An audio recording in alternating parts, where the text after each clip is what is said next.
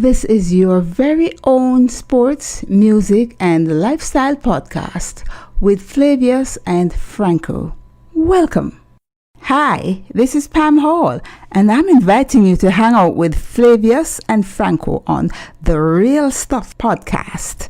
They're such great company.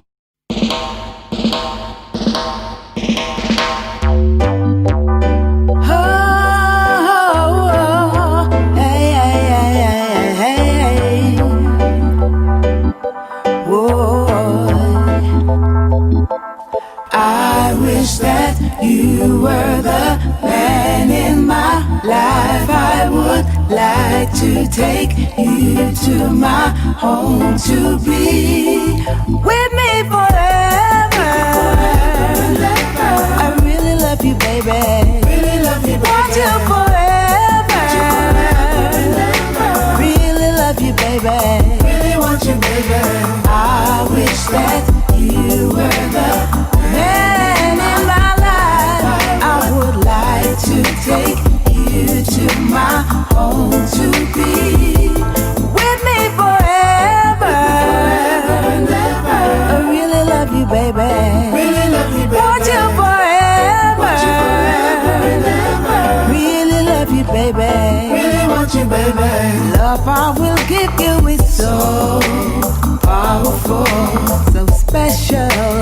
Under your skin it will flow through your veins. My love's insane. This love I give, I just can't stop. I just can't stop. It's in your face, even when you turn your back. And just like a magnifying glass, the heat that I transmit will melt your heart. Oh, I wish that you were the man in my life. I would like to take you to my home to be with me forever. Henrietta Bledman has almost 30 years of international and national leadership experience, including more than 20 years in the United Nations system. She is particularly talented at providing strategic management and coordination of intergovernmental meetings and conferences through her work at the United Nations, where she currently serves as the Executive Board Officer at the United Nations Development Programme. A cancer survivor, Henrietta has a passion for educating and inspiring people to live healthier lifestyles in mind, body and spirit, and is dedicated to promoting health and wellness, particularly among women. The Real Stuff podcast welcome, Henrietta Bledman.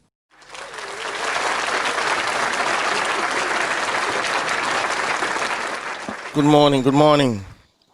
Good morning to you. Okay, welcome to the Real Stuff podcast with Flavius and Franco. Thank you for having me. Yes, it's a pleasure. Flavius, Same here. Yes, sir. you want to take it away this morning?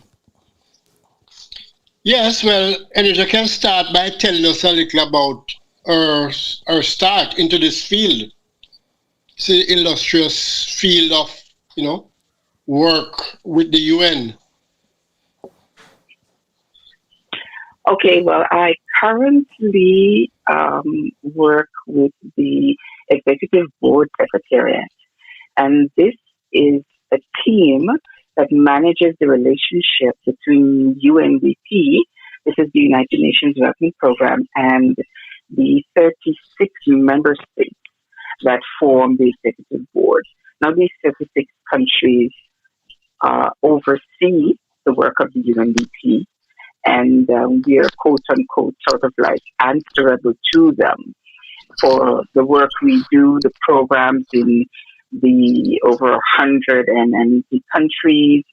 They review like our audit, what have we done in terms of sexual exploitation and sexual harassment, just oversee our work in general, whether it's ethics, whether it's audit, or whether it's the programs that we roll out in the countries in the field. And the team I work with manages the relationship between UNDP and those 36 member states that oversee our work. Wow. UNDP, could you explain a little bit about UNDP for me? Pardon? Can you explain a little bit about UNDP?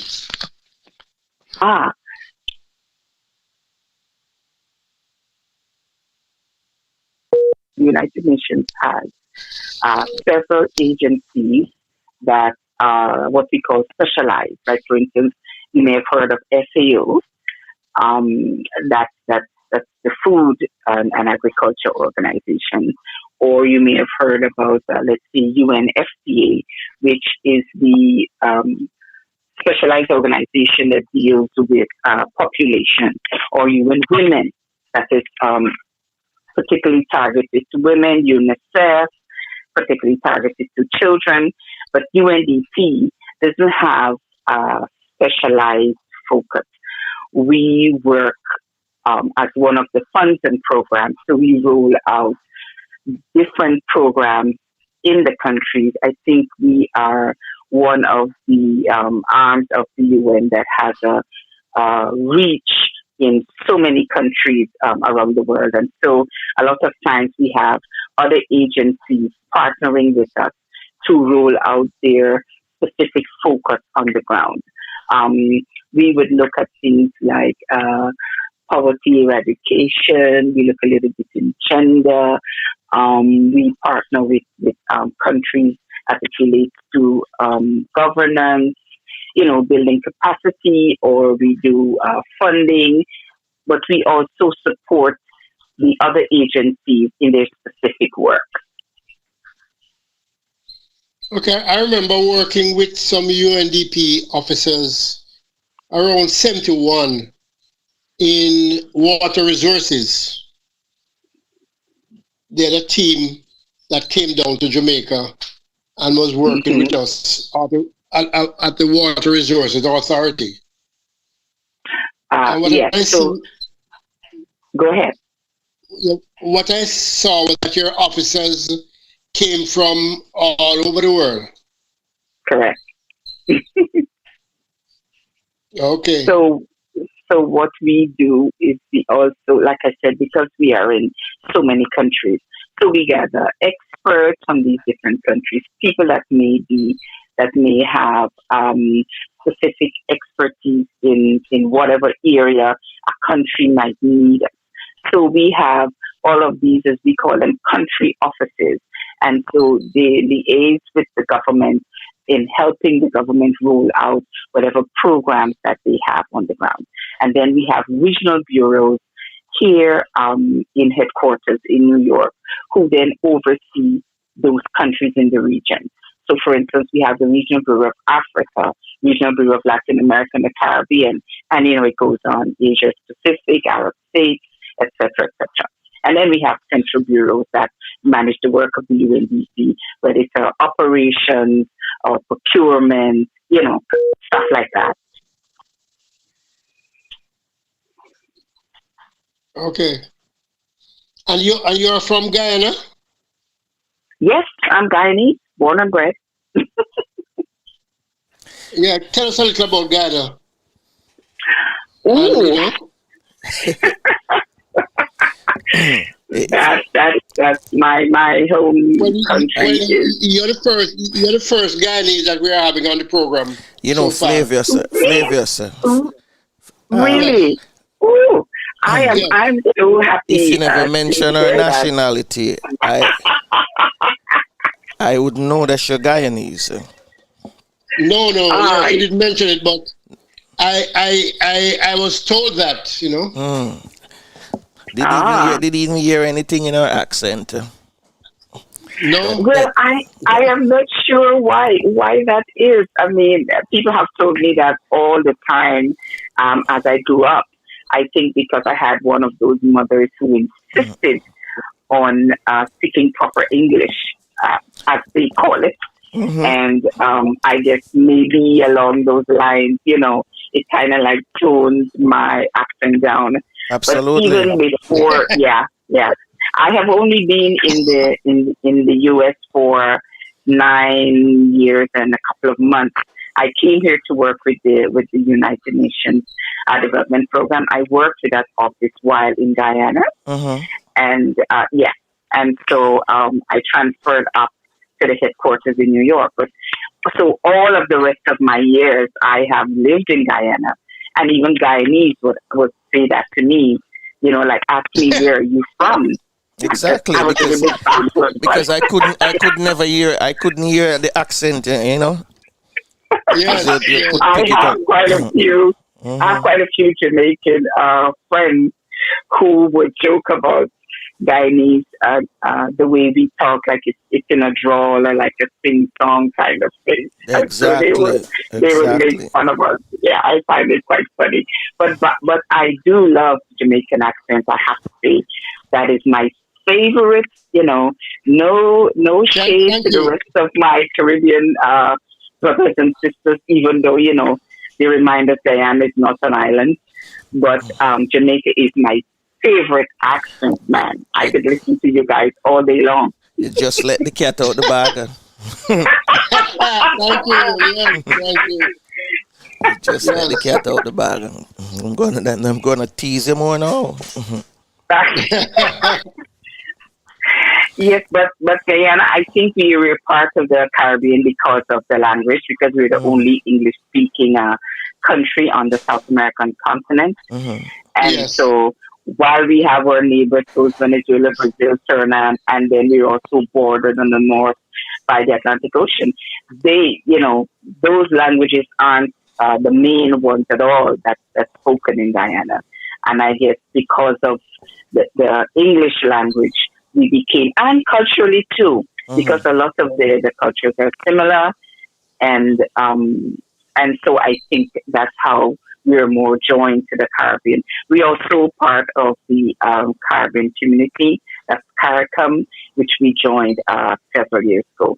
But a lot of the meals, music, culturally we're closely aligned, and also we have had travel across those countries along the way. We have several other Caribbean people who came to Guyana, and also Guyanese going to those countries as well.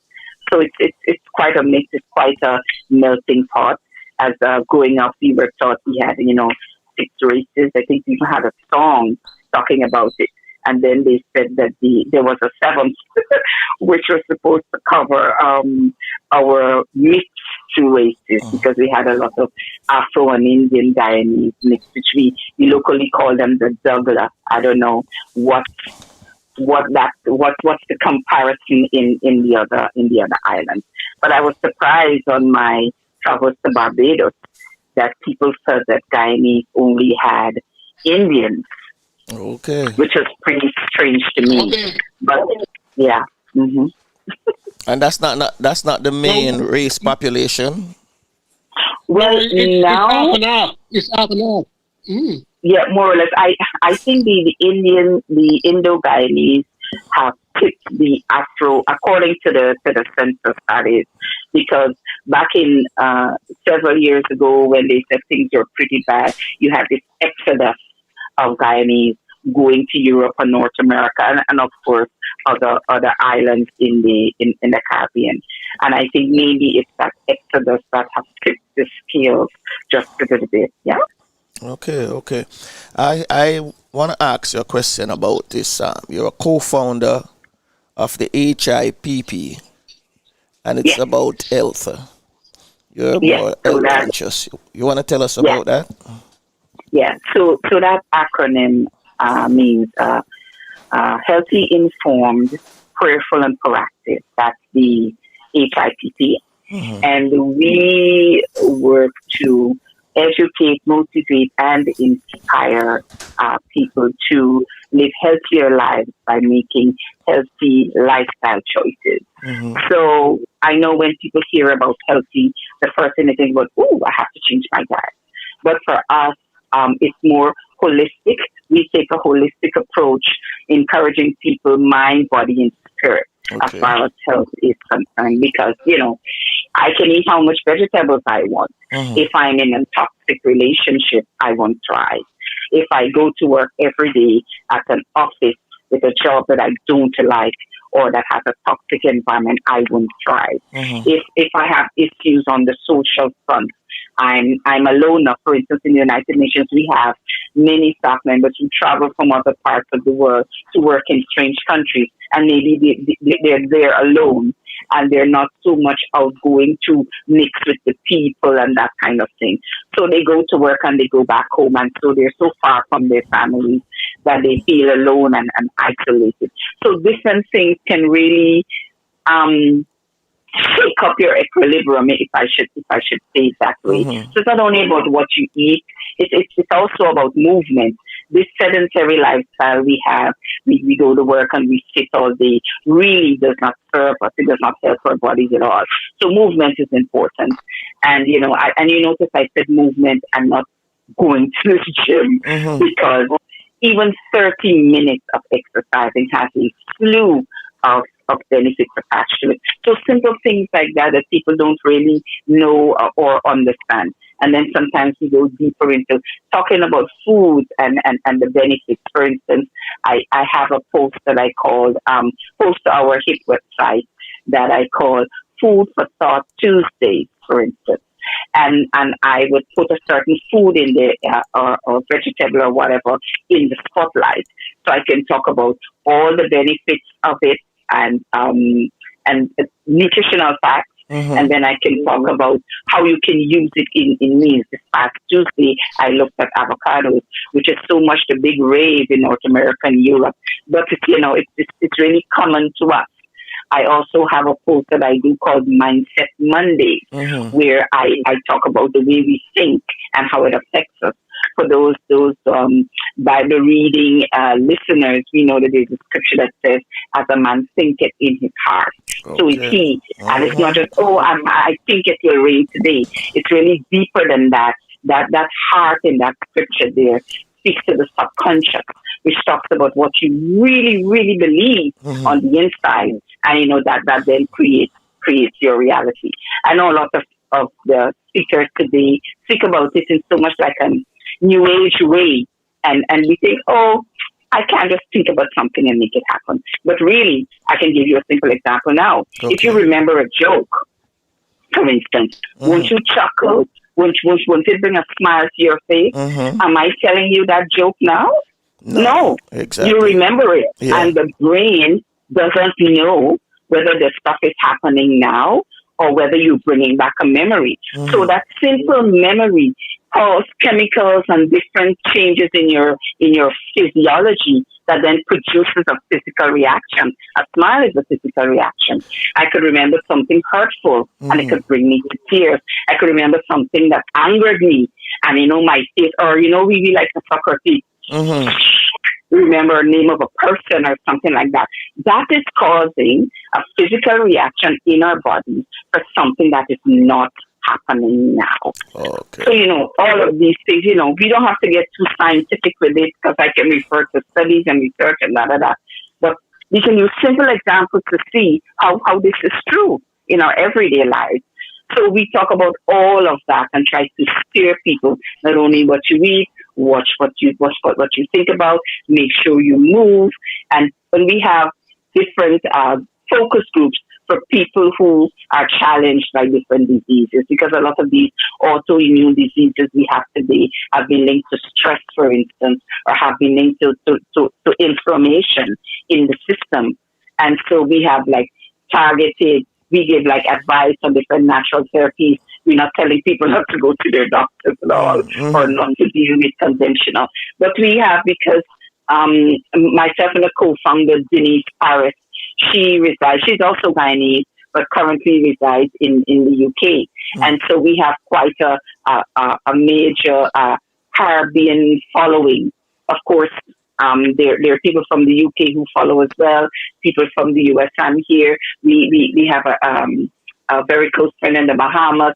So we try to spread it around and make this a really, but it is an international NGO. But that's the focus. That's the focus. Not eating alone, but to make it holistic. So we're encouraging people, inspiring them, educating them, and motivating them to healthier lifestyles, mind, body, and spirit. I like that. So people should seek ways to inspire themselves that, they can basically move around out of a toxic environment and or enjoy yourself within that toxic environment. So Monday, I like the part where you mentioned about Monday, Oh, Mindset Mondays. And then I know the other days you have a name Tuesday to Friday, but I know I get the picture. Find ways, that you can use to inspire yourself. And that's good. We're currently looking at launching Flip the Script Fridays. We had Flip the Script as part of a challenge because we also do challenges. We have a water challenge coming up on the 30th of starting on the 30th of November. The importance of water, the importance of keeping yourself hydrated. The fact how much percent of our body is water, how much water the brain needs, and the importance of it. I come from a place of sometimes the whole day would go, and I haven't had any water at all. Yeah. People look at, are you serious? I just didn't think of it. I wasn't thirsty, but it doesn't help. It doesn't help at all. When you mentioned water challenge, I thought we're going to do something with water, but in other words, we're not going to waste water. Yeah, I thought they had a water challenge, but it was an ice bucket water challenge where you have the whole ice water. Some long time ago, yeah. Yeah, that you pour on yourself and you tell. I would say, Flavius, now it's your time. See if you can do this. So, so this is about the whole idea of water, how important it is, and exactly. Years after I think it was after the 2001 Iraq War. I have a friend, very, very passionate when it comes to water. And he was saying that's the next war we're going to have. And it's like some of us look at him crazy and say, war over water. I'm saying, yep, you wait and see. Water going to come in more valuable than oil. And then food was another one that he mentioned. As a lead commodity. Yeah, and he had mentioned food to say, we as, you were saying, we as black people, we should stay more into the Caribbean and into the state of Florida, where we can do more food farming, and the Caribbean become the food belt of the world. So I, started to think that's way too, until I hear about food sovereignty. And the same people from the Caribbean are mentioning about food sovereignty. So there's some seriousness there, when it comes to water and food. Yes, very much so. Because one of the things that that hit me first coming out here is the amount of processed food. And that was the first thing. I was really excited to come out and try the fast food, the McDonald's. I was never one like that. But then even, for instance, you buy something as simple as chicken, and it doesn't taste the same way. You have to really season it down and marinate it. And I'm like, something is wrong with this food. And after I got ill and I got better, I changed my diet. And, it really helped me to look at labels, all of these ingredients you can't even pronounce, this GMO, genetically modified stuff. So, all of this is, part of what we try to educate people about as part of our HIPP About Health movement. Since you mentioned after you're sick, because you're a survivor, right? Yes. Cancer survivor. After that, going through that period, what is, how have you examined? I wouldn't say examine. How do we know that you practice, a better, diet? Well, I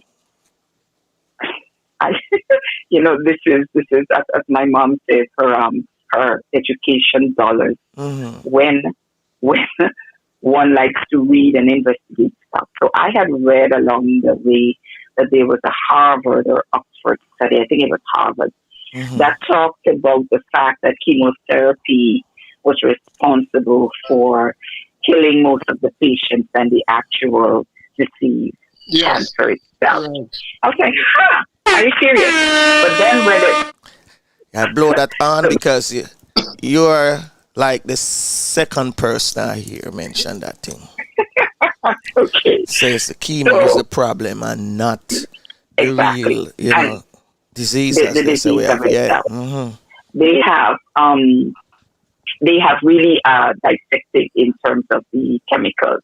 But what I found interesting is because they found that our natural cells have a way of just, when they die off, they just automatically regenerate. Well, not automatically, not machines, but you know what I mean. They regenerate. And they found that when the cancer cells die off, they don't bounce back. So some brilliant scientists came up with this sledgehammer, as I call it, theory. Let's just kill all the cells. So actually, the chemotherapy is really poisonous to the system. Yeah. But the thinking behind it is we kill all the cells and then we'll let our natural human cells bounce back and do its thing. The issue that was found with that is it really depended on the physical state, health and fitness of an individual patient. Because, okay, let's say the flu is going around. I might catch it, you might catch it, someone might catch it and get over it in a couple of days, another person might take a couple of weeks, and this is the one flu. Or let's say, as we say in the Caribbean, you catch a cold. So everyone's physical makeup and body and the status, your status at that moment may not be able to withstand having all your cells killed off. And so I started to read and dig and read and dig, and I was looking for natural therapies all around. Unfortunately, and I say unfortunately because in retrospect, I should have just stepped away from work earlier. But I was trying to do both things, looking at the internet, a wealth of information, they call it the information highway. And so I didn't, after I got the diagnosis, I found that they were telling me for this, this, and this, and this test. And they began to talk about surgery. And then a friend of mine asked me what stage it was at. And I couldn't tell her. And then I realized that in everything that they had told me, no one even identified the stage. You're already talking about surgery, talking about chemotherapy. What's the stage? And so in my digging, I stepped back, overwhelmed with the information, fear, also being involved. And by the time I looked at it again, that was like almost a year later, they told me that it was stage 4. And, people hear stage 4, then, everyone is like scared and pulling their hair out. But I really am grateful for my faith at that time because I held on to, the word of the Lord, all the scriptures about healing, the fact that, that the stripes of Christ were healed. So my faith also played a very important part. So although I was at stage 4 at the time, and they're only thinking one thing, we have to do chemotherapy, and your family is scared, my husband, my children, my siblings, everyone is thinking that I'm stubborn and I'm not listening to the doctors. And I'm like, okay, just let's do this. And so I ended up with a few rounds. Far less than they had really wanted to give to me. But then I also kept my natural therapies in the background. So all the herbs that I read about, I had my girlfriend from Guyana. She came up to the U.S. to visit me, and herself and my sister would take turns staying overnight at the hospital. And I would have them sneak me in my herbal treatments as well. And I thought, okay, I believe in the conventional medicine for trauma, But for dealing with chronic diseases, I couldn't. So it seems that the state I was at, I needed an intervention. They told my family that I only had 3 months to live. Whoa. And mind you, that was in 2016. What year are we in now? 2020. That was in 2016. 2020. And so I read about the importance of detoxifying the system. I read about the foods that were acidic to the system. I read that acidity in the system caused inflammation, and chronic inflammation really makes you ill. And so I went attacking those things. They even wanted to do surgery. So the issue at the time was breast cancer. And I said to them, you're not taking my breast. Oh, and we were wrangled back and forth. And then doctor said to me, the next time you come, we're going to have to get it done because cancerous flesh does not heal. So I was in a really, for them, terrible state because the tumor had burst right out on my breast, and I had this, what they call a fungating mass. It was like an open wound. And so they said to me, oh, it's not going to heal. And I was thinking, okay, the next time I come here, it will be healed. And so between prayer, support of family and friends, natural therapy, because I would, even the chemotherapy, you know, I could actually count it. I had like about 5 rounds or something. And then I decided, okay, we're not going to do this anymore. You get very weak. My fingernails and toenails are absolutely black, like my hair. All my hair fell out. Well, everybody knows that. I can't walk a few steps. I have to rest. My living room became my bedroom because I couldn't make it up the stairs. So you can see how that was really taking the body down. And then you would vomit and vomit. You can't keep anything down. So you can't keep down nutrients. I'm like, okay, you know, at some point in time, we're going to have to switch this up a little bit. And so besides adjusting my diet, because I went fully vegan, now sometimes I may eat some fish here and there. I would even call myself a strict vegetarian because I don't use like fish or eggs on a regular basis. We're, you know, here and there and now and then. So I'm mostly all vegan. And so I changed my diet because I read about the acidity of red meat, for instance, and other meat, the acidity of other foods in the system. And then I read about those herbs that can help to rebuild you, those herbs that help cleanse the liver, cleanse the kidneys, you know. I think I don't remember her name right now, but I remember in my research running into a woman, a Jamaican woman, as a matter of fact, that talked about having being diagnosed with cancer. I think she had done the surgery to remove the lump, and then she went vegan. And I saw some of the recipes from her. So I came off of the white flour. I came off of all canned stuff because of my reading, the stuff that they line those cans with, for instance, some of it is from like the sex hormones from animals or cows. It's in a fancy name, but in the end, that's what it is. And then sometimes for capsules, some of these capsules, they make it out of the skin of pigs, for instance. And so then I realized, okay, so they were veggie capsules. Yeah. I mean, the casing would be exactly. So I was like really going down a rabbit hole with this, with this thought. And then I had to get up and say, okay, what are the key principles here? Step back a little bit. So I said, okay, the diet is one. You must move because our lymphatic system, for instance, doesn't have a pump. It relies on you to move to be able to get the stuff in it moving and flushing. And so detoxification was important. Being hydrated was important. Movement was important. And state of mind was important. I had an oncologist say to me, 40% of the patients who were depressed died. 40% more of them died than the regular ones. And so they had a psychologist or psychiatrist come to me. I'm like, what is she doing here? I really answered her questions. I said, don't send her back to my bed. You know, because I had I was very serious. I didn't just lay there like a lamb to the slaughter. Yeah. So I'm like, we're not doing this. So I realized it was important. And I had a song that I used to call my anthem. It said something about, I choose life, I will live and not die. And every morning in my devotions, I would start off with that song. Even if I told my husband, I had like 2-3 people after I was released from the hospital would come and visit and would tell me about, did you write your will, just in case. The Lord has different ways of healing people. You can have a miracle. It can take some time or He can take you home. I said to my husband, keep these people away from me because I am not going to be responsible for the answer I give to them.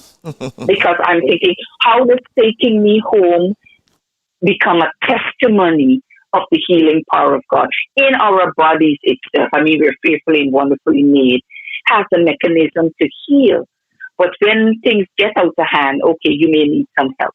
If you fell and scrape your knee, you don't need medication for that. If you break your arm, what does the hospital do? They align it up and then they give you some painkillers, but nothing that they're giving you is helping that bone to knit back. As a matter of fact, if it's not aligned properly to knit back, twisted, the body goes into action immediately to help itself, to heal itself, to resolve issues. But sometimes when things become chronic, we need some help. And so in God's green earth has all of these herbs. They're herbs in Jamaica. There, I saw a Rastafarian guy giving a list of different things that gets rid of inflammation, that cleanses the different organs. I mean, yes, so I have that video. I have that video too. Exactly. That is true. Exactly. I've heard many cancer survivors talk about the same thing you're speaking about now. They just have to step back, and just look at the natural herbs, change their diet completely. Yes. And after that, they heal. And I also think it's important for them to realize cancer is really not a death sentence. If we go back to as a man think it, if you believe you're going to die, you will. Yeah. And I'm not being frivolous.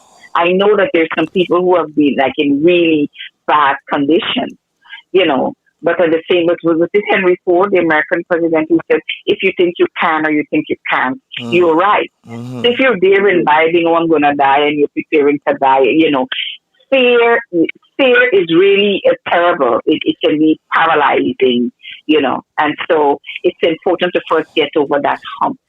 If you believe that it's not a death sentence, then your eyes are open, your mind is open to looking at other ways. I went as far as Mexico to check into an herbal clinic, and they had a book there. Actually, they had several books where they encouraged patients to sign.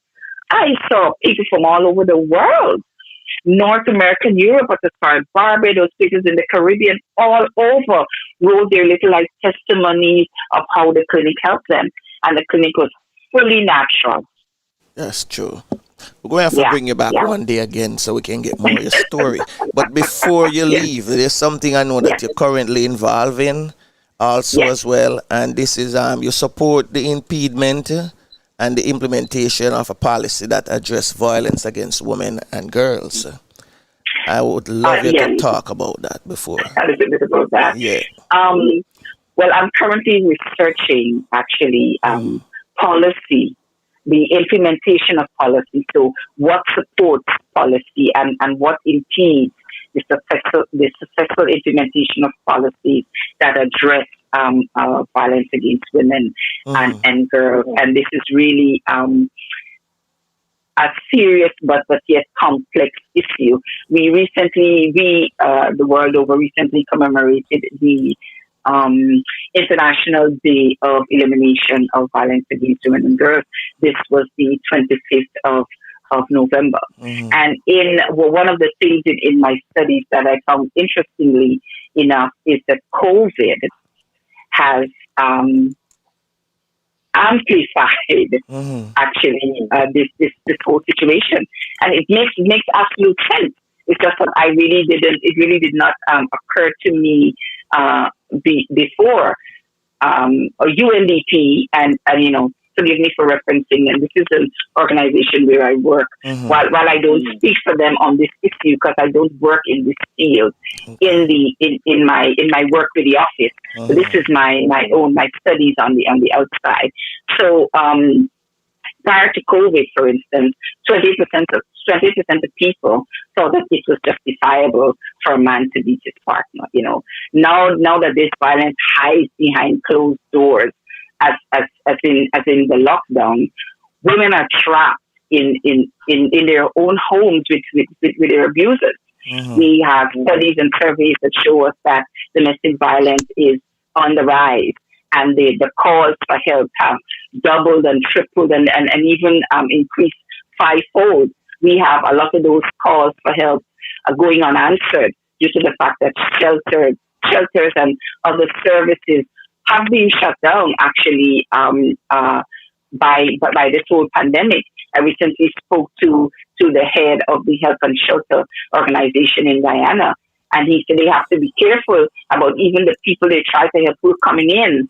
You know, make sure they're tested. You don't want them to come in there and then infect all the women. So it's really making it a little bit, harder for governments and nations to address this, as I like to call it, scourge to society. And in this time for us, commemorating the International Day for the Elimination of Violence Against Women, it's really a time for us to pause and look at how far we have come on this issue. Unfortunately, at this point, still 1 in 3 women, 1 in 3 women and girls still experience violence at some point in their life. And this to me is a staggering fact.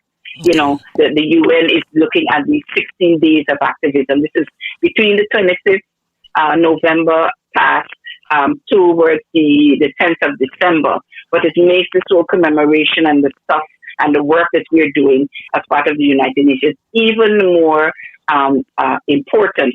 We have as this year's theme for this Unite, we call it UNITE campaign. We're calling it Orange the World Fund. This is a thing to respond and prevent this whole scourge.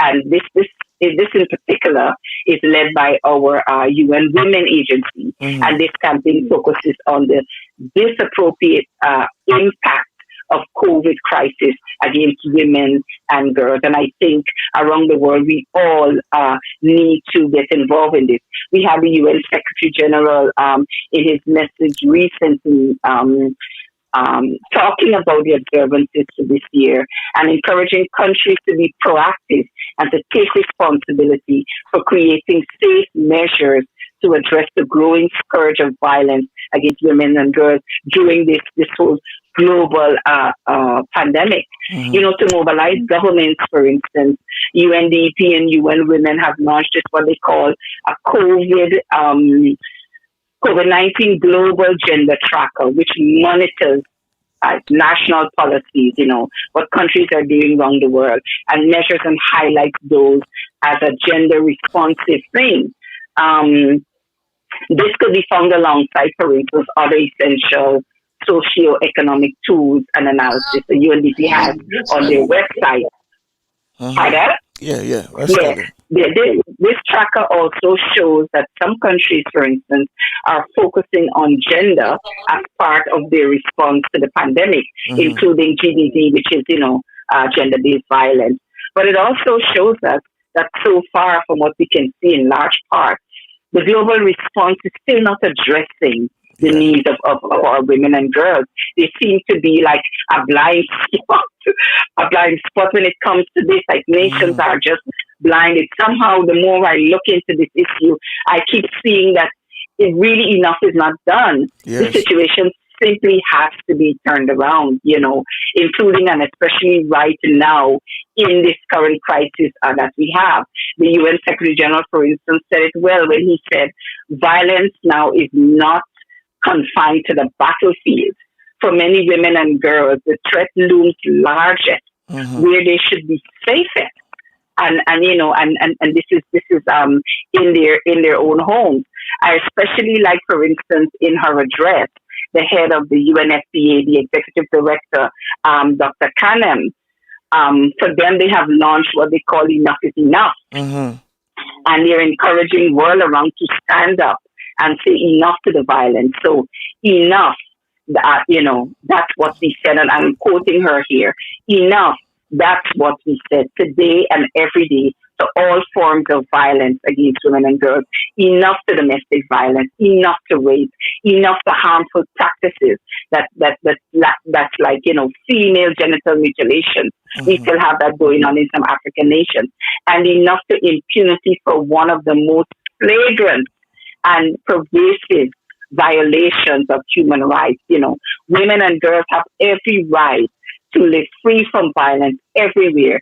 They have a right to peace in their homes, in public, and even online now with this whole thing, people bullying and think they can tell people stuff and treat people any way and I find that women are targeted there as well. If I should go back to the UNDP, they're currently supporting like 80 countries on gender, for instance, as part of their Beyond Recovery towards 2030. They have a response plan for this, and they also partner with the Spotlight Initiative. You may or may not have heard of the Spotlight Initiative, which is a partnership between the European Union and the United Nations. So, different agencies. And this partnership aims to eradicate violence against women and girls around the world. In this year, we see that COVID has exposed the fractures that exist in our own society long before the pandemic, But I think that the pandemic, well, not I think, it's evident that the pandemic has fanned the flames, but it has also opened an opportunity for change, We get to see where, again, we know before, but we need to have like more of it being done. We understand that we must do better. The executive director of UNFPA, for instance, reminds us that it's time to stand up to say enough to violence, not just on one day, because she made her statement on the 25th. It's supposed to be a worldwide, a daily thing. A daily thing. 365 days. Exactly. We must prevent violence, and until we end it, we must provide everything women and girls need to survive and recover from physical and mental, because this is not only, a physical issue, it's mental, we have to look at the ways we can help them legally to address this issue. We have to look at ways to see how we can help them regain their livelihoods. I read in one of my studies, they were talking about the economic impact. So when women are injured and they stay home, for instance, because of their injuries or they're hospitalized because of those injuries, we see how that affects the workforce, which then affects the nation. So this just goes across whatever racial lines, ethnic lines, economic, it's just straight across the board. It's not just, something to do with the poor, but we have, very senior, we have women in high ranking seats who then leave those positions where they're in authority and respected to go home and then be treated like nothing. And because we were all taught, not to say anything, it is your business, or it's a domestic issue. Yeah. And some people don't say. And even we have on as part of the men, some of our men folk know that their friends are perpetrators. Yes. And they don't call them out on it, so we all can do something to address this in our own I don't want to say little way, but in one way or the other, one to one a neighbor. The US has this thing. They said, if you see something, say something. You hear it in all the train stations, but they're talking about terrorism, and this all came out after 9/11. But if I can borrow that, maybe somebody just needs a hand, a word, an encouragement. It wasn't patent, so you can use it. Yeah. It wasn't patent, so you can use it. Exactly. But we can do little things. First of all, we can believe survivors. A lot of times I love it because I think for too long we have been abusing our women.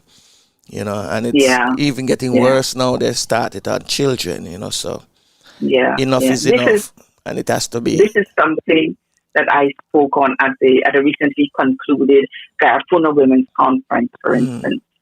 And, I think that's really a good initiative.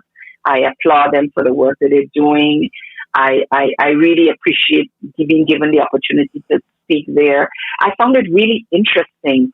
It's amazing how many things we have in common, much more than we have differences. They dealt with stuff like culture, like the different foods. They dealt with serious issues like land, how they can monetize, also what their craft and their meals and whatever skills they had. They also spoke about being proud to be Garifuna carrying out their traditions and their culture. How do they pass this on to the next generation? It was really eye-opening and inspiring for me. But that conference also talked about supporting women who they consider to be the backbone, of our owners. And, we can't treat our backbone like that. Exactly. Or if we can't stand, we can't go anywhere, We are the ones who give birth to the next generation, and we nurture families, And so I think probably there's some false notion that because we're supposed to be the weaker vessel, we can be the doormat, or So really, it's not, and it's not about pointing fingers. I think it's been going on long enough, and we really need all hands on deck. So whether community groups, NGOs, governmental policy, the policy makers, however, wherever, individuals, you see stuff, and women lie. You see an injury and they tell you they fell.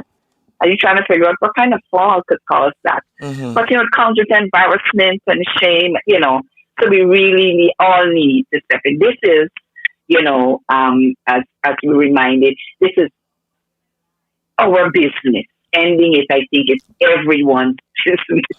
Everyone's business. Everyone's business, yeah.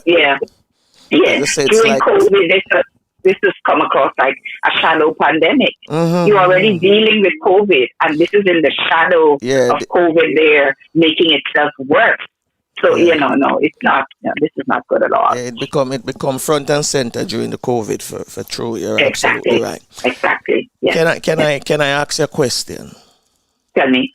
Can we bring you back next year, early next year, to elaborate Sure. more on the woman, the violence against women and girls? Sure. And because, I mean, this is it's not really a mouthful for us today, but a lot that have been said, is something that, some of us didn't even aware of. Not only about, the violence against women, but also, the health, changing our diet, the way we eat. So, when we hear about the word cancer, we don't get fear that we're going to die. We'll find an alternative method that can help us. Yep. And so, I want to bring you back next year. And when I said next year, I mean early next year. Okay. Sure. Well, you know how to reach me now. Oh, yeah. We know how to reach you. And we want to thank you for taking time out your schedule today, and for, being one of our guests today. Thank you so much for having me. It was good. And your name is Henrietta? Henrietta. Henrietta. Henrietta, okay. yes. Henrietta. My grandmom's name. Okay, Henrietta. Henrietta, thank you very much. Thank you for too. Wonderful, wonderful conversation this morning. Flavius, are you there with me, sir? I guess he's not. So I'm going to play some music, and then I want to talk to you after the year before you don't hang up yet. Okay? Okay, cool. No problem. All right, thank you very much, sir. You're welcome.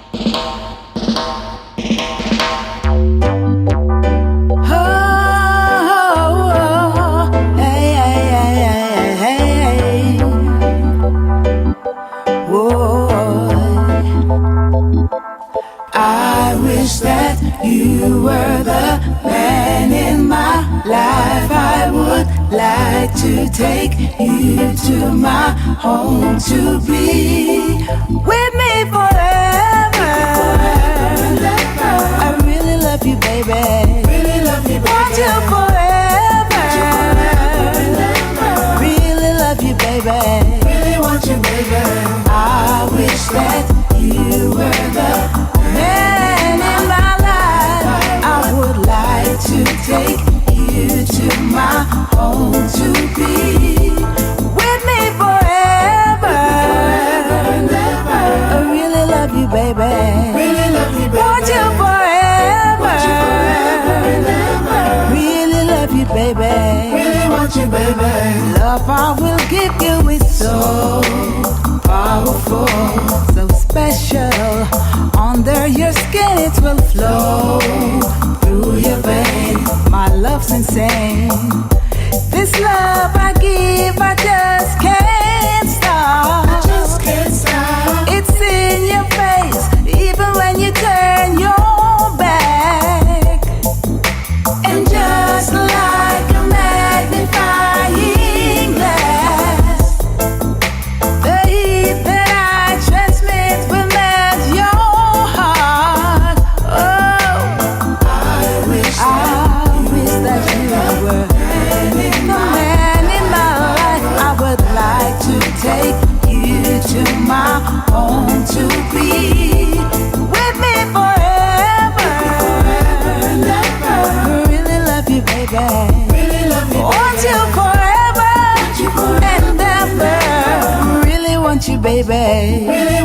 baby. Whoa, whoa. Ooh, forever and ever. Yeah, yeah. I know you're wondering why my love is so strong.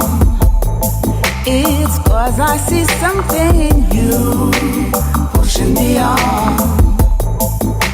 The day you try to chase my love away is when you know my love was meant to stay. 'Cause this love I give, I just can't stop. It's in your face, oh yeah. When you turn your back, I wish that you were the man in my life.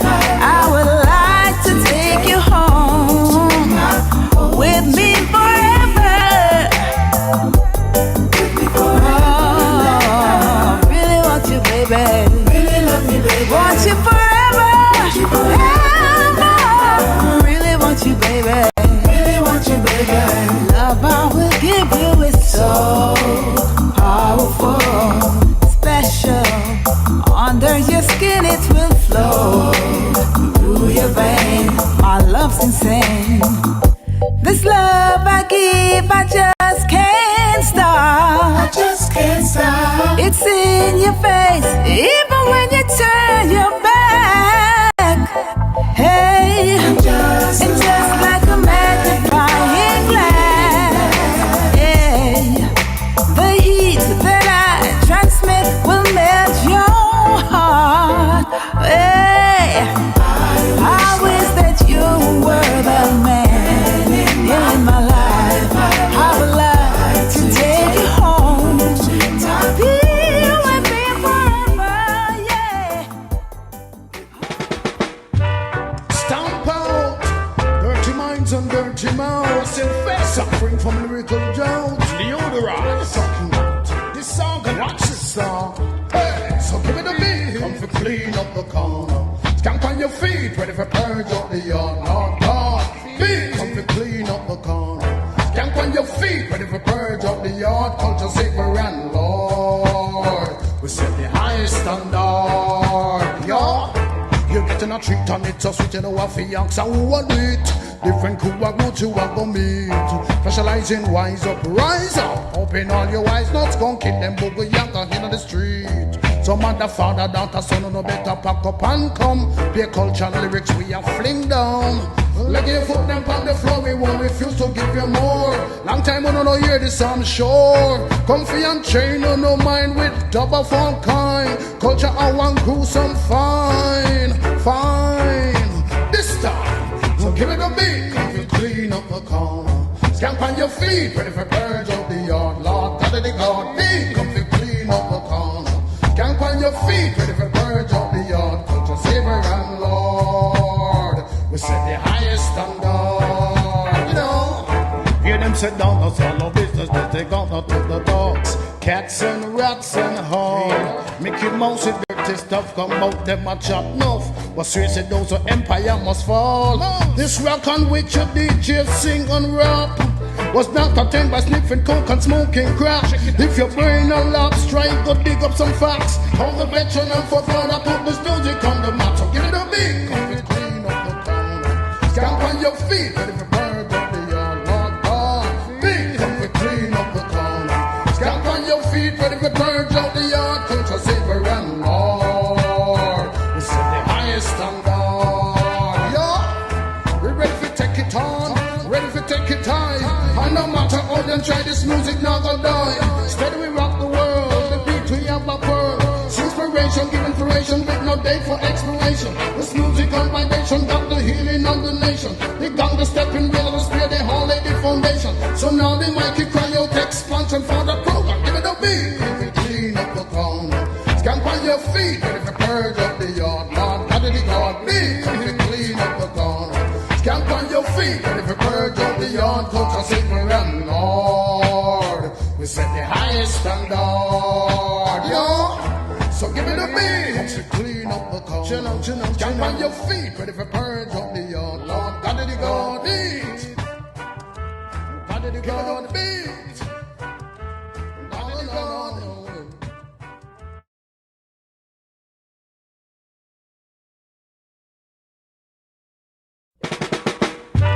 Stamp out dirty minds and dirty mouths and face suffering from lyrical drought. Louvertha is talking about this song and watch this song. Hey, so give me the beat. Come for clean up the corner. Skank on your feet, ready for purge up the yard. Lord God, beat. Come for clean up the corner. Skank on your feet, ready for purge up the yard. Culture safer and Lord, we set the highest standard. Yeah. You getting a treat on it, so switch it over for yanks and who want it. Different crew are good you are gonna meet. Specializing wise up, rise up. Open all your eyes, not gonna keep. Yes, my listeners, our next guest is none other than Miss Louvertha Medina.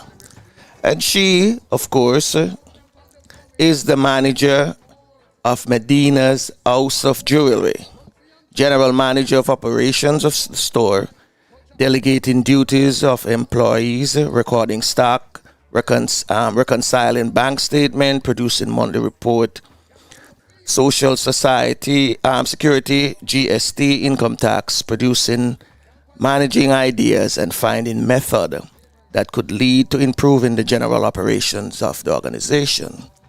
But of course, she have been doing other work. She's a board member, Duke of Edinburgh from 2019 to present, board member, National Organization of Prevention of Child and Abuse and Neglect. That's something we just discussed a while ago. So, without any further ado, ladies and gentlemen, brothers and sisters, kings and queens, let's welcome Miss Louvertha Medina. Good morning. Hi. Good morning. Good morning. How you doing? Did I pronounce the name right?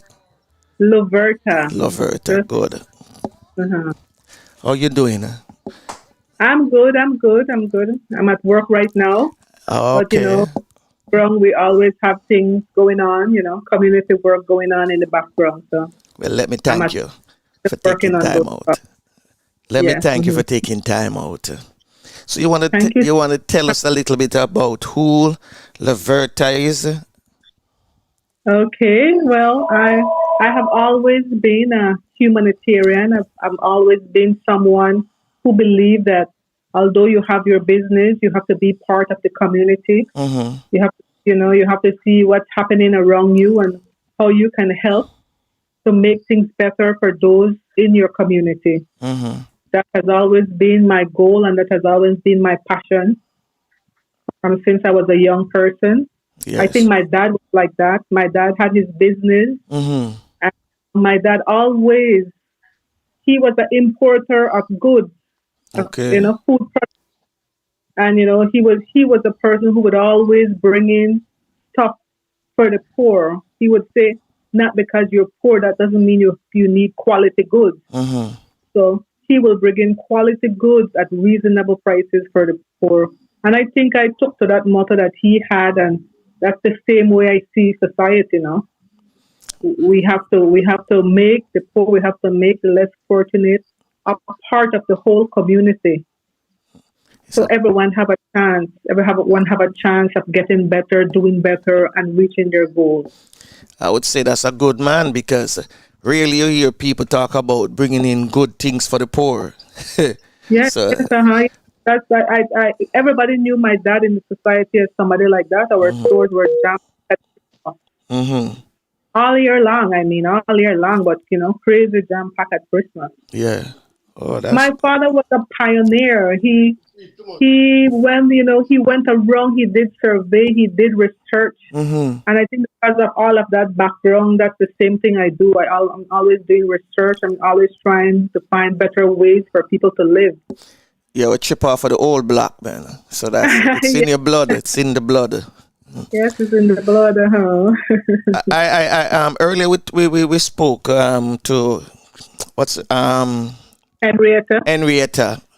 And she had mentioned that she's a cancer survivor, and you're also a board member of the Belize Cancer Society presently now. So you want to tell us about that, and what role the Belize Cancer Society plays? Well, Belize Cancer Society plays a big role in our community here in Belize because we were the founding association organization. It started when the founder, Miss Juliet Sabaranes, she got diagnosed with cancer, and she realized she had nowhere to go to find help, to get help, to understand what was happening to her. So during that time, she put together a group of friends and people who were around her, and they founded the Belize Cancer Society. And so the Cancer Society stands as a place that people can go to, where they could call in, and they come in and they have counseling, and they direct them what steps to do next and where they can go.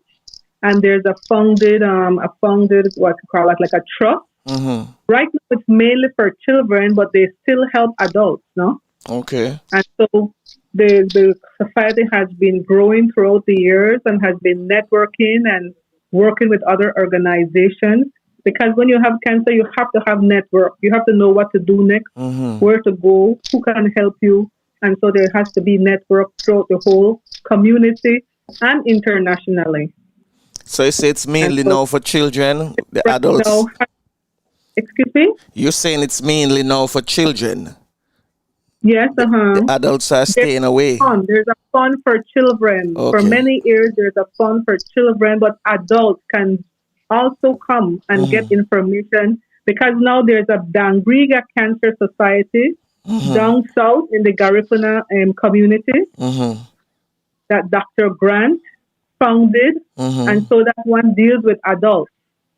Okay. That's good. That's good.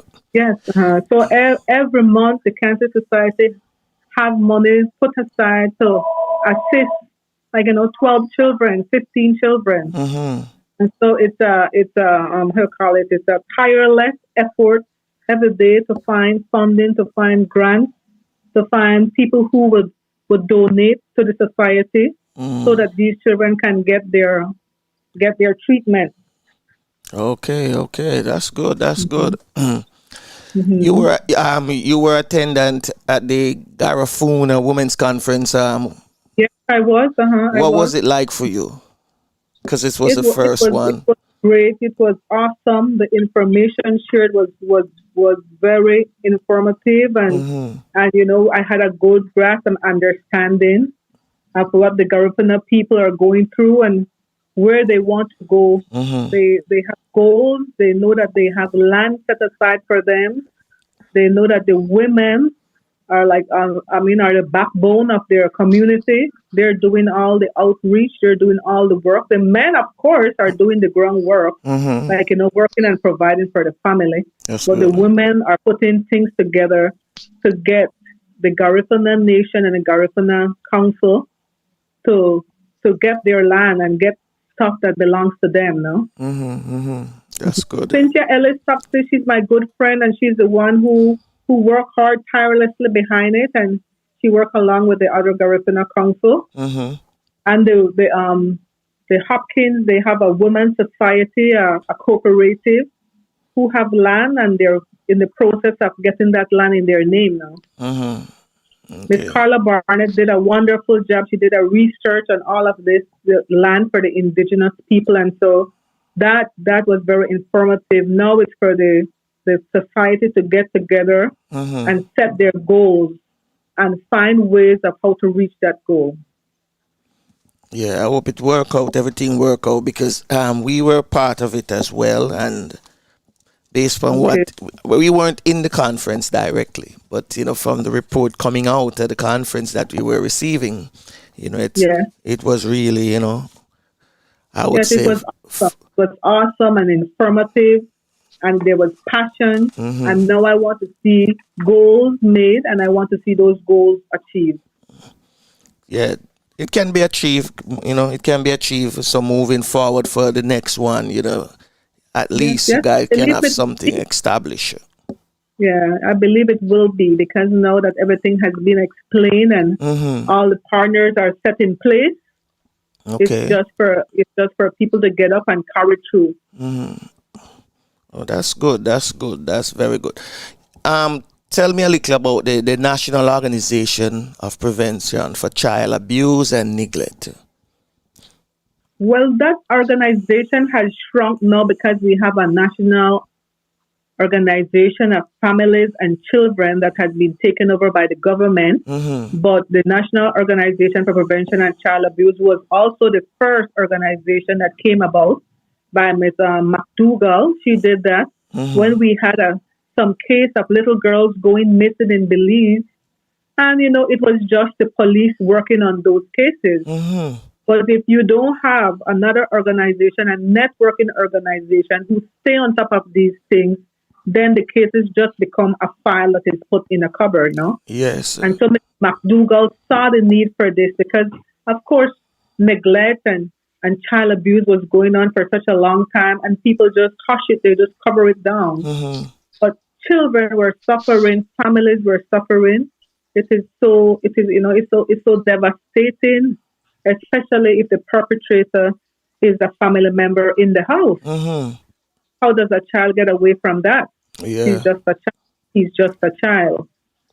So Mrs. McDougall, she formed this organization and she started to work with the councils, the British High Commission, Canada Fund, United Nations, UNICEF, PAHO, everyone that dealt with children. And they started to fund the organization, and through that, she began the outreach in the community, in the schools, and she networked with the Ministry of Education, where the bad touch, the bad touch logo was used in schools. Yes. That children were learning that to say, if someone touch you that way, that is a bad touch. Yeah. Yeah, so that was the beginning of the bad touch logo in schools in Belize through the National Council for Prevention of Child Abuse.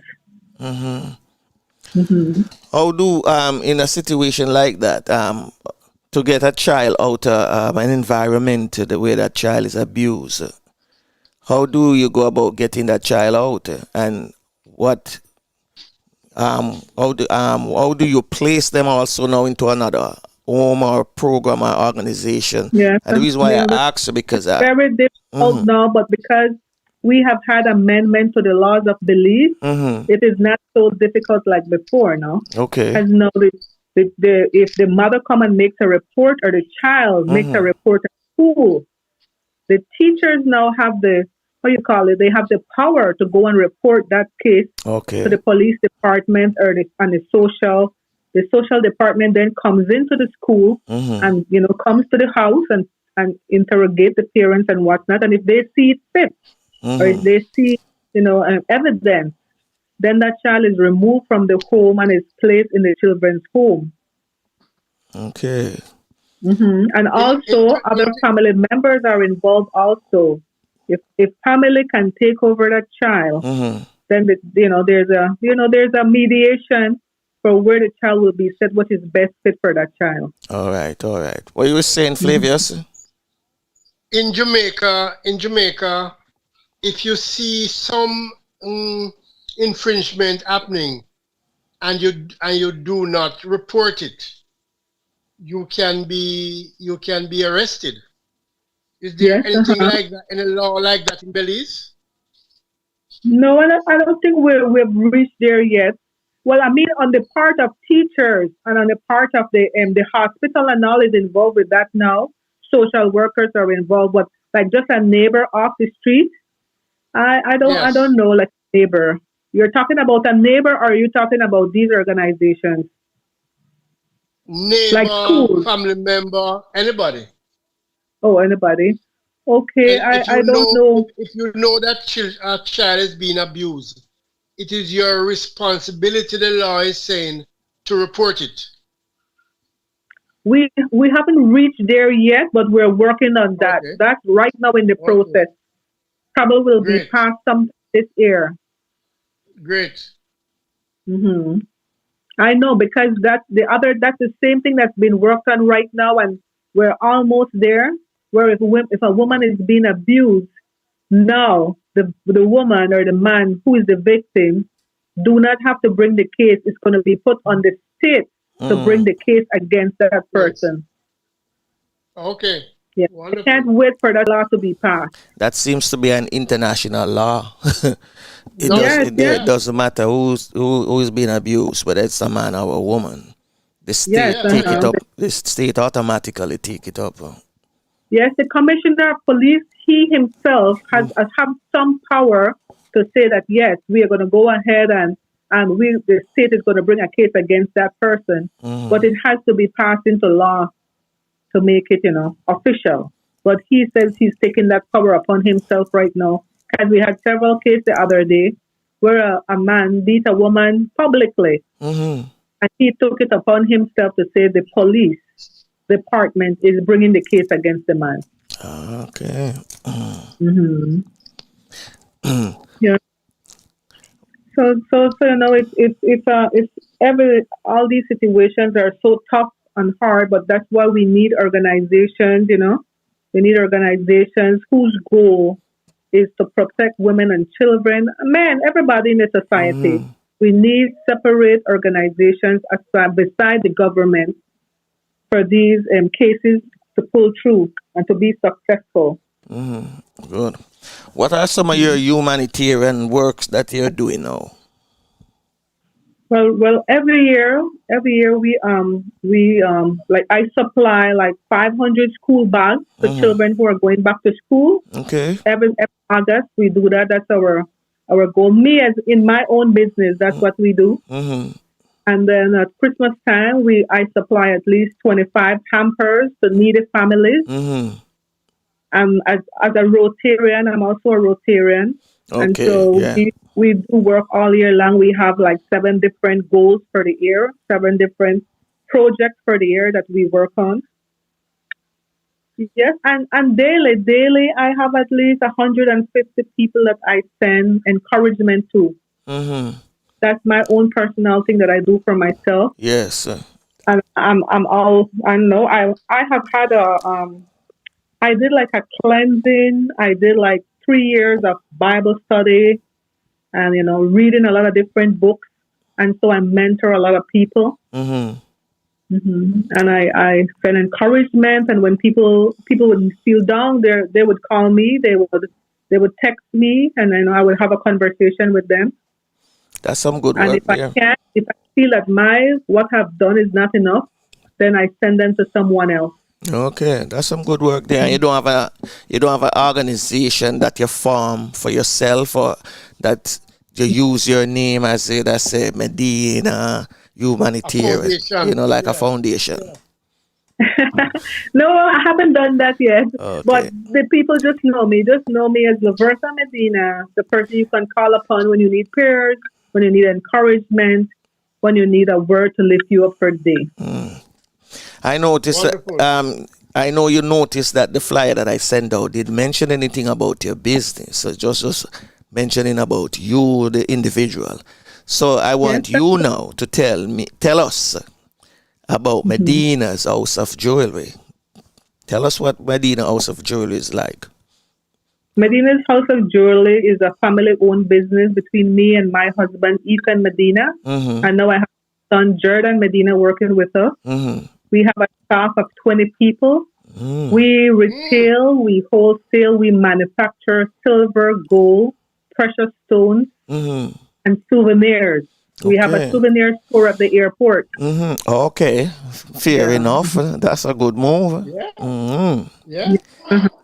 Get it while traveling in or out. My husband's family has been in the jewelry industry for over 200 years. Wow. So it's a generation thing, from generation to generation. That's marvelous. That's marvelous. That's marvelous. Yeah. I know it is, And it's then a passion for me. It's not even work. It's like a passion. Okay, so how did you get involved in it? I design jewelry also. Okay. I put together ideas. I make up our promotional, our promotional advertisements, and I do all of that all day long. So it's like a passion. It's not work. It's not work for you. I love that. Yeah, 'cause when it becomes a passion, you can just Yes. keep on doing it all day, all year round, Yes, without it's even going on beautiful. vacation. Even when you're on vacation, you're still doing it. Yes, when I go to sleep, my mind is on business. I wake up in the night and get an idea. You hear that, Flavius? It seems like Yes. she reading the book too, you know. As a Yes. man So thinking. like me. So like me, yeah. Yeah, I love that. I love that. She dreamed that being that when she get up, she can put it into visual effect. That's good. That's Right. wonderful. Bring my ideas to reality in the day. That's wonderful. That's wonderful. Yes, it is. Yes, it is. Any question, Flavius? No. You don't have no question. You sure? Yeah, Right now we're working. this Me is and my a husband have. very busy week. Yes, my husband and we have dedicated, and the next 2 years will be dedicated to a school in the rural area. Tell us the about out- that. Tell us about that. Yeah, Tell it's us what's the plan is. Yeah. What's plan you have for that. Tell us about it. Yes, we already built in the school Mm-hmm. a shed because the children were all standing up in the sun every day to catch their Whoa. bus home and nowhere to sit to have lunch. Yeah. So we set some picnic Okay. tables with the covering Mm-hmm. throughout the school so the children can sit under there and have their lunch. Good. Wonderful. And we built a shed. We built a shed and the children can stand under there when it's raining or when it's hot to wait on their bus. Mm-hmm. And at the same time, the teacher uses it as an outdoor area where they can take the children in the afternoon and have, like reading classes or acting class or stuff like that. So the school really needed that. And now for this next year, January, we couldn't get time to do it. We're going to put up the washing basin so the children can wash their hands and everything. Due to Wonderful, the COVID man. pandemic, Wonderful. they have to keep washing their hands and stuff like that. So we're setting basins throughout the school so the children can wash their hands and keep safe. Mm-hmm. I love that because that's more than giving back to the community, Yeah. Because And the schools on the outskirts are the ones that are that is a neglected, right? responsible corporate citizen, Franco. that's a response. Very responsible Corporate citizens. corporate citizen. Okay, yeah, yes, Yeah. Yeah. that's good. That's So, good, so man. last year we got all the teachers, All principals, that- all of there were going to be so much kids that were not going to be able to get Christmas gifts. So last year we got the gifts for 100 children. That's wonderful, Medina. That's wonderful. And my dad did this. I believe in it. My husband's passion right now is to throw up a big tent, and on Christmas Day we go and feed, the homeless or who cannot have a food for that day. We're gonna have a plate of food for them. That's his passion. I love that. Make it come true. We're gonna make it come true. I love that, Medina. I love that. Life is beautiful. I believe life is beautiful. No matter how you don't have anything, you can make it beautiful for yourself. No, it's hard. I can imagine it's very hard when you're in some very difficult situation. I had a cousin. She had 7 children. I'm always giving Cynthia this joke. She said she will never forget it. Okay. And when she was at like number 4 or 5, I said, "Why are you having so much kids, cousin?" I said, "Stop having so much children, man. You can't send them to school. You can't afford it and stuff like that." She said, "You know what? You don't know my life, so you can't tell me anything." She said, "When it's Friday night and I have $5 in my hand, it's either buy packed bread and some food to serve the children or condoms." He said, "I rather choose the bread and food." I pick up that one now. She rather choose the bread and the food over the condoms. Yes. It was so Oh my funny. God. You get that one, Flavius? Yeah. More power to her, man. More power to her. She rather choose that over the condoms. Wait. Right. But you know what? My cousin was a very hardworking woman. Her name is Anna Neal. Yeah. Anna Neal. And the Lord had bless Anna. She was hardworking. She was dedicated to her children. She had 8 of them. Mm-hmm. She met a wonderful man when she only had 3. And he's the man that gave her 5 more. Okay. Mm-hmm. And that man went to New York. His sister filed for him and he went to New York. Mm-hmm. And he promised Anna he would come back. And we were not hopeful. We were not, we were hopeful that he would. Mm-hmm. But she believed he would. Yeah. And he came back, adopted her 3 other children, brought plane tickets for the 8 of them, including her, so that was 9, and took them to New York. Okay. I mean, Wow. That is Father Abraham. That is Father Abraham right there. There are a lot of beautiful stories, but we always spend our time on just the negative. So That's true. there are a lot of beautiful stories. Whenever I come across men that do things like that, I call him Father Abrams, because I learned a song when I was in school. Father Abrams have many sons, and many sons are Father Abrams. There are a lot of beautiful men, and Anna is still with her husband. Yeah, that's wonderful. Yes, he's now, what do you call it? The person who takes care of the apartment buildings. Mm-hmm. Oh, manager, He's the manager for the apartment. Right, he's the manager of 3 apartment buildings. Their children have flourished. Yeah, man, it's blessing. They have 2 RNs.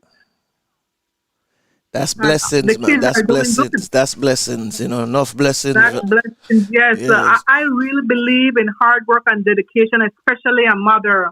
A mother molds the children. You have to mold your children. You have to work hard. You have to show them that dedication and hard work. Mm-hmm. Mm-hmm. Yes. Medina, we're going to bring you back, We're going to bring you back because I want to hear more about the project that your family business is putting together for these children. When it completed, we want you to come back and tell us about it. And during that time that you're doing it, just send us some pictures as well so we can use it. I will. We're going during your conversation. We're going Christmas to take the gifts, so I'll take some pictures and send them to you. Please do. So when we bring you back, we can, talk about it as well. Okay, thank you so much. I want to wish you all the best with you and your family business. And on the humanitarian side, continue doing it. Never give up. Because sometimes sometimes we don't have it. But as I said, as small as it is, it goes a long way. You understand me? And look at it like when Jesus was on in the mountains with all the gathering of the crowd. Right. Mm-hmm. And the loaf of bread and the fish that feed the multitude. Right. Yeah. Yes, I believe in that. Yeah. Look how small it is. It will feed a multitude. Trust me, it will. That's what I love about Belize. We are still helping our neighbor. Mm-hmm. We're still helping our neighbor. As soon as someone finds out someone is not doing good, the neighbor, they will just go and help. Send some food, send some clothes. That's I love that about Belize Affiliate. There's a guy in Ladyville that I would want you to have on your show. He's just a regular guy, and he started a group called Ladyville Heights. Mm-hmm. And the other day there was this family that got burnt out, and the mother, the father, and the 3 children were sleeping in a car. Whoa. And he just put it on Facebook and asked everybody to please help this family. Their house got burned out. They were a young family sleeping in a car. Mm-hmm. Within 1 month time, the family had a house to live in, and people were bringing food and clothes and little stuff to help that family. Humanitarian effort, man. That's wonderful. Right? Yeah, that's beautiful. You don't have to have lots of money. You just have to have the passion, and you just have to have love in your heart for other people. Yeah, man. We have to reach out and touch somebody. Right. It doesn't really matter. We don't have to give them a big this, a big that. Yeah, but we can reach out and touch. We can start it, and other people can complete it after. They just needed a start. Sometimes some just needed a start. Right. Yes. Sometimes just a simple smile. Mm-hmm. You're walking down the street. You see someone look with their head down. You just say, "Good morning," Hope you have a good day. Yeah. Because see, sometimes that thing bright on somebody's face. Sometimes they look at you like, "Why did you tell me?" I Good said, morning. "Because you're a person." Yeah, Good lift them up. morning. Right. Yeah. Lift them up, yeah. Yeah, Louvertha, we have to go continue out doing and what you're lift up each doing. other every day. Continue doing what you're doing, Louvertha. You know, Thank you. And you guys the continue to do what encouragement you're that you doing. sent out to people on a daily basis. You never know how many lives you touch, how many changes you made Yeah, happen in their lives for that day. You know, it's important. And you see the day I forget to do that at 8. mm-hmm. Within It tear you within up. 50 minutes, I have like 45 people say, "We're just checking in that you're good." Okay, you see, You know, so they're checking up on you it's a too. back and forth. Exactly. When they don't hear from you, they say, "No, something must be wrong." That's Right, good. That yeah. is wonderful. We thank you for taking time out of your busy schedule and for spending some time with us. And we look And thank you forward. so much for having me. It's a pleasure. It's a pleasure. It's a pleasure The having you pleasure today. Thank you. And we look forward to having you back and wish you all the best in the business and in all your humanitarian effort with you and the family that you're doing. Continue doing what you're doing and never give up. Because the day you give up, you got to pass it on to somebody. When your time is up, you pass it on to a member of the family and they will continue. Yes, definitely. Thank you too. Thank you. Blessings for you guys and this show. Continue to do the great work. Thank you very much. Thank you very much, Louvertha. Bye. All right, Flavia. So we're more than out of time. We're over time this morning. Yeah, we got to move quickly. So we thank all of you, our guests this morning. We thank Henrietta and Louvertha. Henrietta. We thank Henrietta this morning and Louvertha, Medina as well for coming here this morning and sharing their stories and encouragement to all of us. On Monday, we do it all over again. So we're going to wish you all a pleasant weekend. Whatever you do to make you happy on the weekend and to make others happy, continue doing it. Because you never know, whatever you do might save somebody's lives. And so, as always, prayer changes things, regardless of what religion you belong to. Continue pray.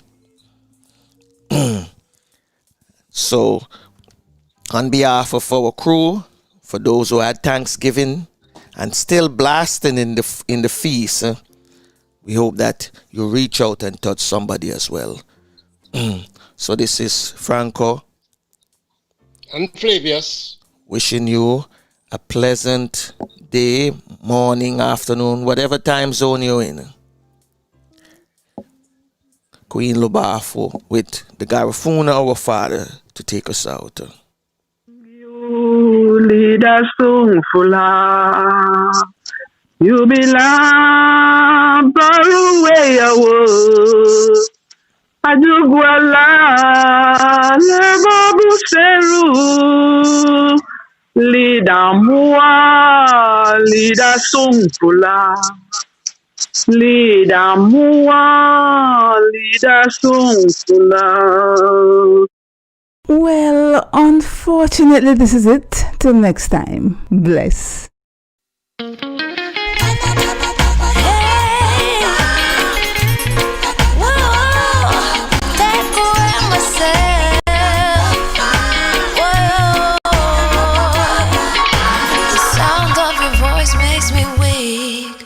All you gotta do is just speak. One word is enough, and I'm no longer so rough. I forget what I was trying to say. I no longer do what I was gonna do, but you're no good for me. That's why me know I said me if it go flee. Me I fi take away me say. Me I fi take away me say.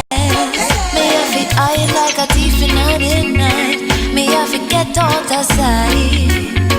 Me I fi take away myself. I fi take away myself. I wheeze. Shorty, I leave her eyes. I said, yeah, I find you very hard to resist. But this relationship I'm gonna desist. But how can I face you when all I wanna do is just taste you? Well, unfortunately, this is it. Till next time. Bless. You're gonna see the light of day. Just relax, don't move an inch. I'll be gone in a pinch. May I feel like what me say?